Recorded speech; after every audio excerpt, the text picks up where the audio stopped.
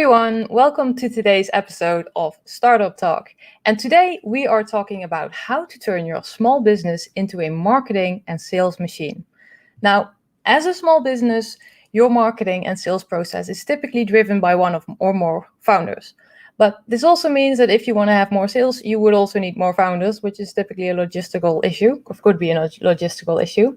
So if you want to spend your time more efficiently while still growing your business, there will come a time or a moment at which you need to go from a founder-led sales organization to being a sales and marketing machine. So if you want to turn your business into that sales and marketing machine, stay tuned because this episode is for you. Today, we're going to talk about how to market to your target audience as a small business, how to go from a founder-led sales organization to a sales and marketing machine, and we'll discuss strategies and tips that work and also what doesn't work, especially for small businesses. If you're new to the show, welcome. My name is Saskia and I help you be the extraordinary entrepreneur you're meant to be. One way that I do this is by hosting Startup Talk. Every week, I host a new guest and we'll cover a topic that will help you grow as an entrepreneur and start up or level up your business. So join me every Thursday and connect with fellow entrepreneurs, share your best practices, your lessons learned, your wins and your frustrations, so we can all grow together. We're live here at 7 o'clock in the evening, so this time on Facebook and YouTube. And if that time doesn't work for you, you can rewatch the episode on Facebook, on YouTube, and on the website of the Entrepreneur Suite. And it's also available as a podcast on Spotify and iTunes. So however you're tuning in, make sure to like and subscribe so you never miss an episode. And share your thoughts in the comments. Whether you're listening in live or watching the replay, that section is there for a reason. Let us know what you think. Now, let me tell you about our guest of today, which is the marketing and sales wizard, Josh Sweeney. Josh is a seasoned entrepreneur whose relentless drive has given him the platform to build big ideas and even bigger companies. One of his successes at Core Systems was acquired in 2016 by a leading partner in the CRM industry, and experiencing the impact of various sales and marketing challenges over the years, Josh founded FounderScale. And through FounderScale, he has made it his mission to help founder-led organizations increase their sales. So let's give a warm welcome to Josh. Hey, Josh. Hey, how's it going? I'm good. How are you today? I'm doing very well. Well, it's great to have you on the show. I really like the topic that you've chosen because for every company, there comes this time where you as the founder realize that you want to make your sales process more efficient. You want to get to a point where your sales aren't a direct result of your efforts anymore. So I'm very happy to have you here on the episode. Yeah, thanks for having me on. Yeah. So you help small businesses increase their sales, and that's why you founded FounderScale. How did that all came to be? What is your origin story? Sure. So as you mentioned in the opening, I had a different company from 2009 to 2016. It was at Core Systems. And in growing that, we were a bootstrapped company. So I had to go find all the creative ways to increase sales and do marketing and generate leads.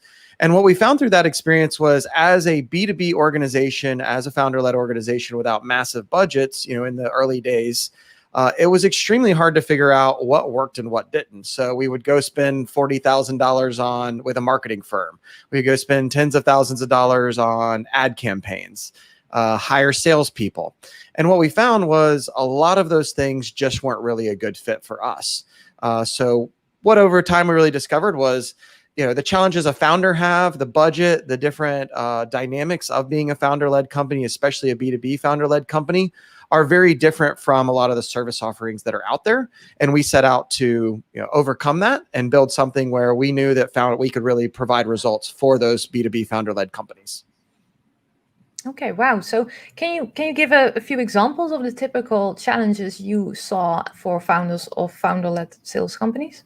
Sure. So a common one's lead generation. As you mentioned, a lot of people will get, a founder will lead the sales and they get lots of referrals. And eventually they either want to scale up faster or they want to be removed from the sales role so that they can lead the organization to growth.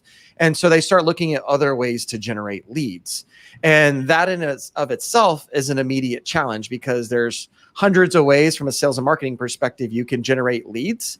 And some of them work really well at different budgets. Some of them work really well for B2C, but not B2B. And there's just a lot of nuance and complexity in that one thing of, hey, I want to generate more leads than I have, even if it's 5 a month. Yeah. Okay. So you mentioned a lot of stuff works, a lot of stuff doesn't work. It depends on the type of company that you have. Well, let's start at your targeting your market. How do you define what works best for targeting your market as a small business? Yeah, so for targeting, it depends on how long a company's been in business, but a lot of people talk about the ICP, the ideal client profile, and they do a marketing exercise to, kind of come up with what that is. When we work with organizations and we look at established companies, we look at what we call the RCP, the real customer profile.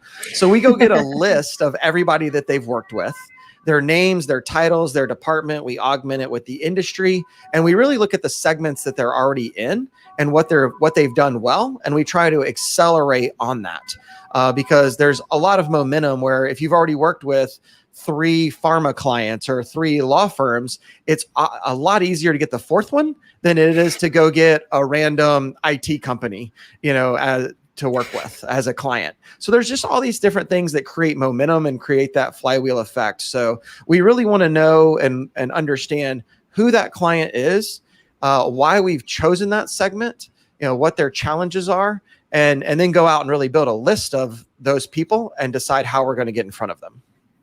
Okay, so I imagine you start with your ideal client profile, and then you enter the real world, so to speak. You do your marketing, you do your sales, and then you realize what is your actual or your real client profile. Yes. Yeah. So we'll look at that real client profile. And, if somebody's been in business 3 years and they have 50 clients, you can really dig into who they've worked with and understand why and the dynamics. And then you can go pick a sub segment of that you can get a lot of traction in.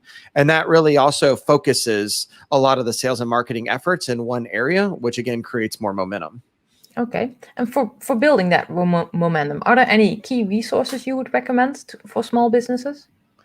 Yeah, so there's a whole list of those from a building momentum perspective. I mean, you're doing a show, so that's one great way to start to get in front of people because it creates lots of content that you can use for outreach and staying in front of people, getting your brand and message out. So we like podcasts, we like webinars, people start newsletters. There's a number of different ways that you can start to build up all the different facets of the sales and marketing materials that you'll need in order to reach out to clients or prospects. Okay. So then you have your real client profile and you come at this point where you think to yourself, okay, I want to go from that founder-led sales organization to that sales and marketing machine. How do you approach that? So the first thing, we look at 2 different things when we're working with a founder. So we have a founder that probably built the business off of referrals and networking, and they now want to go to that sales and marketing machine. And we found that the biggest challenge there is 2 things, really. It's mindset and education. So those are the first 2 steps. One, from a mindset perspective, they have to know that same system that they might have been doing for 20 years to build the business on referrals probably isn't going to scale up the same way. That's not going to build an inbound lead generation system. You need a fundamentally different set of tools and practices and knowledge. And then that's where the education comes in. So, okay, if I'm not going out to Chamber of Commerce or networking events, what is the next step? Well, I have to really start the path of education of what is account-based marketing? What is a flywheel? What is market segmentation and how do we get the data from that? So the mindset shift of knowing what it's really going to take is a big challenge because everybody really wants to piggyback on what they've already done for 20 years and then, or a period of time. And then the education around that so that then you can implement it, or when you're working with vendors or looking at vendors, you know how to speak the language and know whether it's really going to work for you. Okay.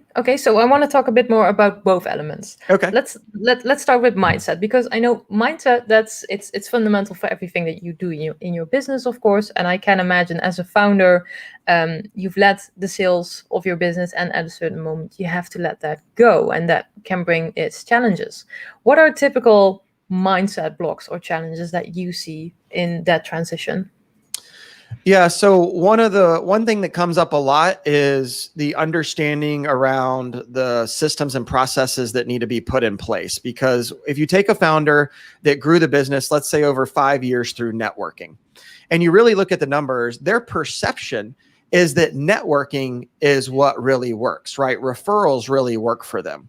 But what you'll see is if you look at the first 3 years, that the amount of business they might have done, if they're a small company in those first 3 years, wouldn't actually be enough to pay for a full-time networking person. So they think, well, I did networking. I'm 5 years in. We do $1 million a year. It all comes through me. So I'll just hire another networking person. What they don't remember or think about a lot of times is the first 3 years that they were building it where they had no pay. And as a founder, that makes it really hard because now you have to go find somebody at $70,000 a year to network, and then they're not going to be bringing in leads. So really understanding what got you there doesn't necessarily make it the next logical step to just hire another networking person. And there's ways to do that properly and scale that up. So that's one mindset shift of what's really going to work when you actually have to pay somebody full time for that. I would say another mindset shift we see is the outbound nature of prospecting and really generating leads. So you have outbound and you have inbound. But what a lot of people look at as well, I build it through relationships and referrals, and that scales up at a certain rhythm.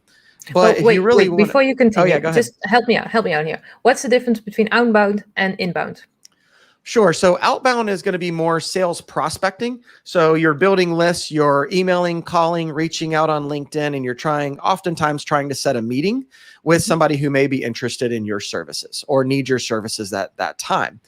Inbound is going to be where you do SEO, write lots of content, produce lots of materials, shows, podcasts, so that when people find you on the web, they will then fill out a form and come inbound as a lead. And that's just a whole nother step, right, of mindset of, do you want to do inbound or do you want to do outbound? Which one works and what timeline? So inbound, it takes a lot longer time, takes a lot more money to build up that content, and it has to be done in a very specific way. It's a good bit harder. Outbound, you can make enough calls and send enough emails to set a meeting and get a deal in less than a week, less than 30 days. Those things happen, but then you start to run into some different challenges. So that's another mindset of, well, where do I want to go from referral system and how do I get there? What is the long-term plan? Okay. And do you notice any specifics on what works better for a given small business? What kind of characteristics of a small business would you use to define you could better use outbound or inbound? How would you approach that? So in the B2B space, the great thing about outbound is you can go purchase a list of 2,000 people, send lots of emails, make lots of calls, send lots of LinkedIn messages, and you can get a deal. So with a small business owner that says, I need leads now, I need something to happen now, that's a pretty good way to get started. The sustainability around it and the volume starts to cause some challenges down the road. So there's other things, it doesn't just work like that. So a lot of people think, oh, well, I did it and I got one deal, so I'll just ramp up the volume. Well, with volume, you start to run into some other challenges. Yeah, so because at a certain moment you hit the end of your day and the end of your energy, I can imagine. End of your energy, end of data. You had to buy more data. There's spam compliance. There's a proper way to do it and other issues it can cause. But that's a really good way to get in deals quickly, is from business development outbound. But while you're doing that and getting those deals, you have to be thinking about the inbound strategy, which takes more money and often takes more time.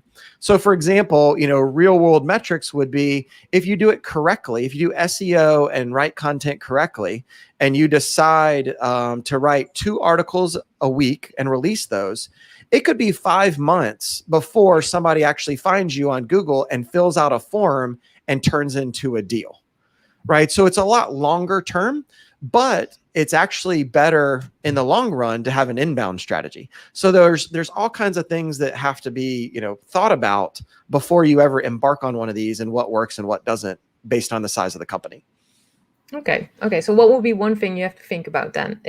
One thing could be at least the time you want before you have your first deal, right? Right. Yeah. What is your budget? How much money do you have, or time do you have, right? There's kind of 2 levers, time and money.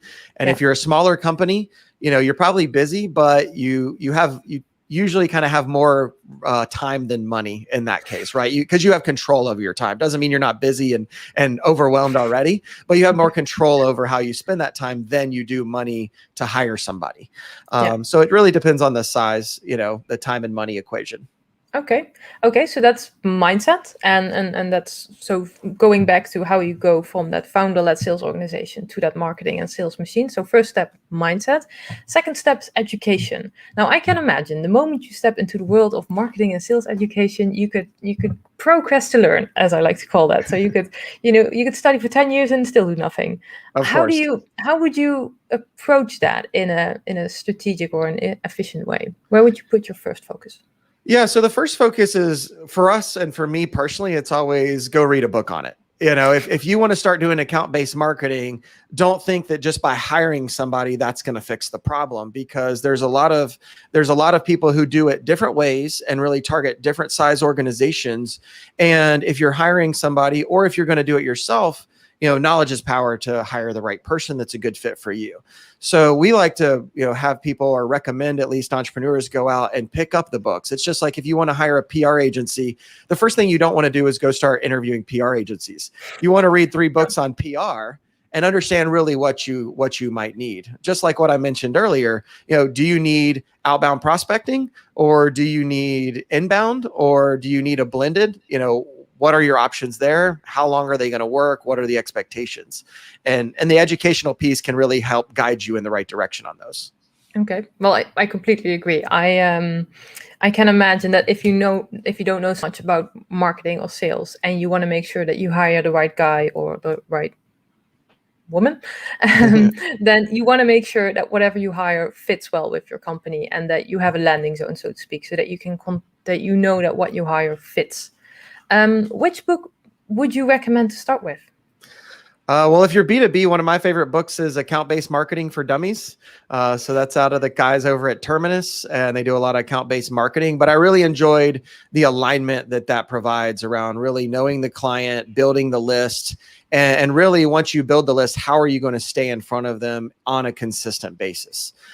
So I enjoyed that book, but there's tons of sales and marketing books out there.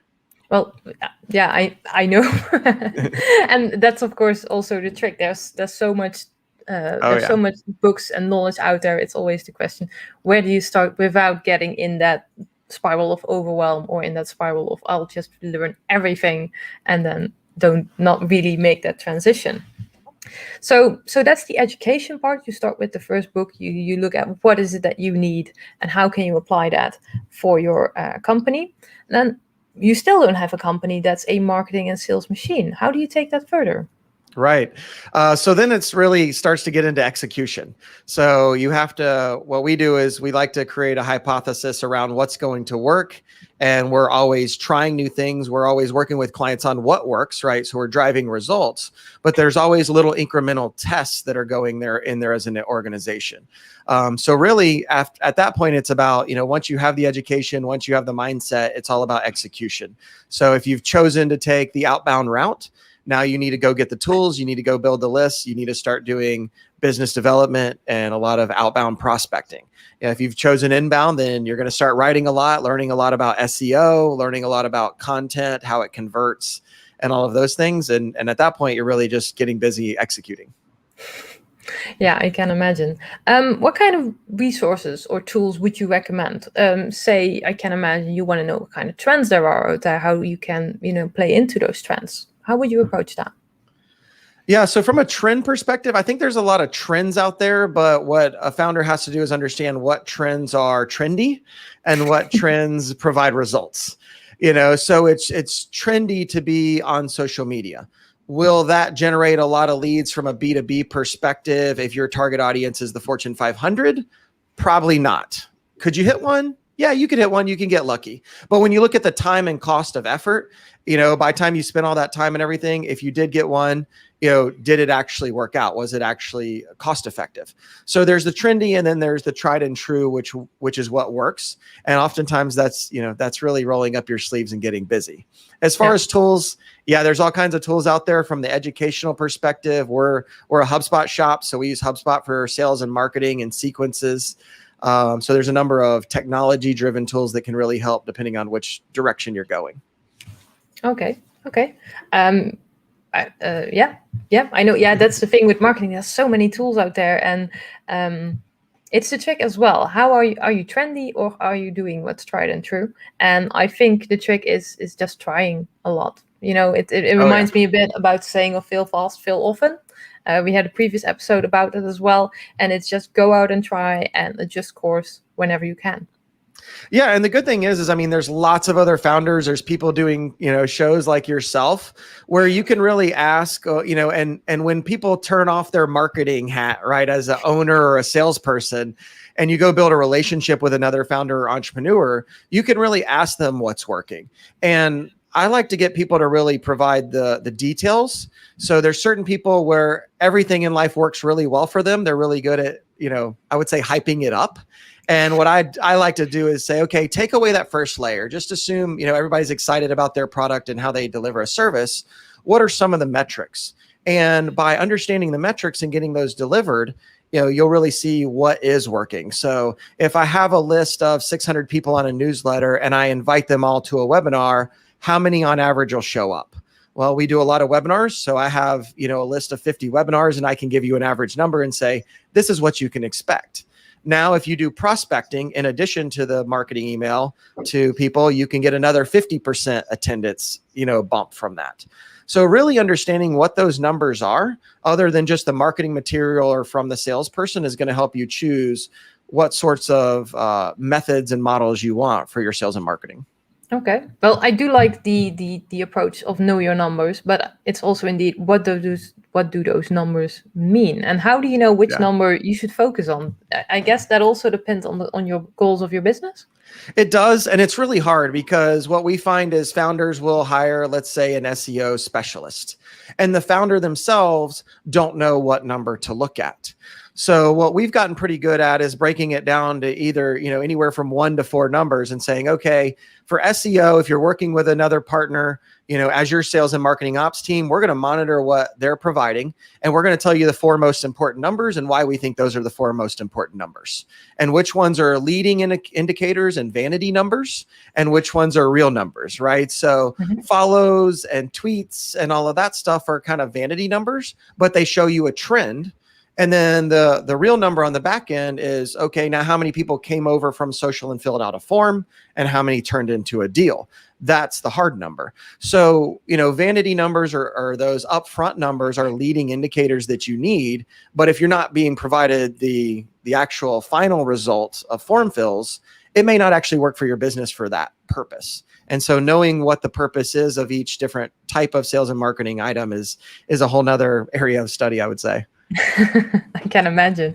Well, and I agree with you. If you look at your sales funnel, so from prospect to lead to customer to, it's crucial to know throughout that whole funnel how many people are in there, what's your starting number, and how many actually convert into sales. Yeah, absolutely crucial.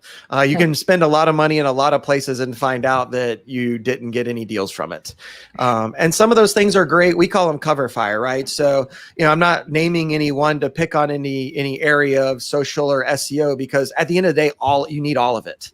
It's the order of operations that matter, and it's the expectation that matters, right? What you're going to get from it. So there's certain things that are great cover fire where your brand is out there, so that then when somebody does come from another channel and then they go look you up and compare you to your competitors, they see all the things that you're doing, and that helps them make a decision to select you. So all of these things are important. You just really need to know important in what way and what result they're going to drive for you. Yeah, absolutely. So in all your years of experience in marketing and sales, what did you learn works best and what doesn't work? I think my biggest lesson was really picking a really clear target audience and understanding that audience to a certain depth. So as founders, we'll do business, and let's say you're doing business for 10 years, you kind of know who your client is anecdotally. But it's different when somebody who's been in marketing for a decade starts asking you a lot of questions, like, explain their top 3 challenges in a clear and concise way. Tell me exactly what industry, what vertical, what size company, what titles your target client is, so we can go build a list. So my biggest lesson was, what we did and what I learned was you have to really build out that model. And then once you know who those target clients are, you really have to come up with a strategy of how you're going to stay in front of them on an ongoing basis. Because the person who sees your ad or gets your material or your prospecting email today may not need you today. And then you don't want to just disappear off the radar. You want to be able to stay in front of them consistently. So we say there's kind of three levers. There's volume, consistency, and accuracy. So the volume is, are we staying in front of enough people? Are we staying in front of them consistently enough? And then accuracy is, are they the right people with the right message? And when we start to look at all three of those, for any business, there's a breakdown in one or all three of those areas. Okay, so I want to focus a bit on the last part you said, especially for a starting business. It's something I'm noticing as well. So you have your ideal customer profile, but how do you validate that? How do you know you're in front of the right people? And how do you, what you said as well, you want to, as a marketer, you want to know specifics about those people. How do you find that out? Do you just send them a mail like, hey, dear person? Yeah, so there's actually a process called the customer discovery process. So if you're a startup and you have one or no clients, or even if you're looking at starting a business, a lot of people get really excited about their idea and then find out later that it doesn't really work, right? So how do you head that off? Well, the customer discovery process is an amazing way that you basically write out a number of questions that you want to know the answer to, and you go out and you start setting up meetings with people and say, hey, I'm doing customer discovery on a new product we're looking at building. This is a no sales pitch. I just want your opinion as a marketer, as a head of pharma, as whatever it is, right, as their title. So you're really just looking for advice. And people are usually willing to get on and give you 15 minutes of advice because they're an expert in their field. And so if you do it in a methodical way, you will start to learn trends around what they're looking for. The other great thing is when you finally launch, you also have this huge audience that you can say, thank you so much for all of your time. We finally launched, with some of the things that you provided as feedback, we were able to do this in a much better way. Just want to let you know that we launched, here's some information about the company. You're not pitching them, you're just updating them. So the customer discovery process is a great way for either an existing company to decide whether they should launch a new product and figure that out, or a new person, a new startup, to do some research before they go launch. And then the hard part is deciding, based on the feedback, should you really do it? So a lot of times you'll often discover, maybe either you shouldn't, or there's a major pivot that needs to happen in just the model alone. And you're going to need to do it a different way because you decide, after 50 interviews, nobody's really interested in that, or they wouldn't pay enough for it to, really constitute a healthy business. Yeah, it's a great way to validate your idea and actually see, is this a problem? Is it actually seen as a problem by your customers? And does your product actually solve that? How do you do that for the more complex products? It reminds me of a quote by Henry Ford, who said, if I asked my customers what kind of next thing they wanted, they would say they wanted a faster horse, but instead he made a car. So how do you do it with the more complex ideas? I think it all comes down to really the questions that you ask and how you ask them. So if they're open-ended questions, if you're trying to lead them to an idea, or you're trying to lead them down the path of validating your assumptions, that's probably the wrong way to do it, right? You really want to ask some open-ended questions that help them give broader answers, or answers they wouldn't normally think of. So if you say, well, I have this device and I need to make it better, how would you make it better? Then everything that they're going to answer is in context of what they know about that device, product, service, whatever it is. If you go and you ask broader questions about the industry, the challenges that they have in delivering a service, you're going to get a lot of really interesting answers. And then you can go through an evolution. So you can ask 50 people the same 5 questions, and then you can revamp that process and say, okay, now I see a trend. I want to go down this road. The next 50 people, I'm going to ask a different set of questions. And I know I've had this happen. Like, we looked at launching a product in the marketing space, went and interviewed a lot of marketers, and found out that if most of them used a very specific product for what they were doing, and if we didn't have an integration into that product, then this tool we were looking at building wasn't going to be successful. Before those discovery meetings, I had never really even thought about that product. for the most part, it never came up on my radar because it was a specific use case for marketing project managers and account managers. So we would have gone down a whole road and found out like nobody even uses the products we integrated to. They needed one specific integration and to work a specific way. So it saved us a lot of time and money. Okay. Well, I think that's also a great tip towards our listeners to do that customer discovery as well. I can imagine, especially in the beginning when you're just starting and you have an idea, you want to protect it and you don't want to bring it out into the world until it's perfect. And then you bring it out into the world. And if you only then realize like, oh, wait, this is not really solving a problem or it doesn't have a feature that it should have, then you wasted so much time and effort bringing that product out and you can basically go back to the drawing board. Yeah, I think there's definitely a time to protect ideas as a company. If you're an established company, you're trying to push into a new market, you have the budget to go build out an idea, you validated it in other ways with current clients, then there may be some reasons to wait or be a little more secretive to the public. When it comes to a startup, I think most people, for at least in my opinion, most people need to go out, make it public because ideas are a dime a dozen. I literally have a whole sheet that says business ideas because I just run into issues and challenges all the time with clients. I'm like, man, that'd be really cool to have a tool that does this or a service that does that. I got a long list of things. I'd rather here, take some of my ideas and go run with them. So really it comes down to execution. So don't hide your ideas, go do the discovery and go learn the lessons that'll actually save you money and get it off the ground. I love that. That's a great tip. Okay, so circling back, if you want to go from a founder-led sales organization to a sales and marketing machine, you need to know your customer profile, your real customer profile. You need to have the mindset shift.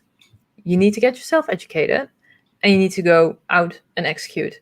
Learn fast, fail fast, do the things, and change and adapt from there. And have a good mix between inbound and outbound, depending on the goals of your company. Did I summarize that? Sounds like a great summary. Yeah, I love it. Okay. So if people want to know more about you, where should they go? Sure. So you can go to FounderScale.com, hit the contact button and just ask for Josh, type what you need help with, and I'll happily reach out. You can also find me on LinkedIn. Okay. So you offer a consultancy and that's aimed at HubSpot, right? HubSpot. Yeah. HubSpot sales and marketing operations. Okay, sounds good. So yeah, thank you for joining us today. I think it was a good talk. I think we had some really good golden nuggets in there, and I think the viewers will sure think that as well. As said, if you want to learn more about Josh, you can contact him via FounderScale.com or via his LinkedIn. And if you like this kind of content, make sure to like this video and share your thoughts in the comments. If you haven't done so, make sure to subscribe to the Entrepreneur Suite as well. If you want to know more about me, the show, or the Entrepreneur Suite, go to theentrepreneursuite.com. And of course, join me again next week. Then my guest will be a mindset and confidence coach, and we'll talk about how developing a growth mindset can escalate your business. Now, thank you all for being here with us today. I hope to see you again next week. Bye, guys.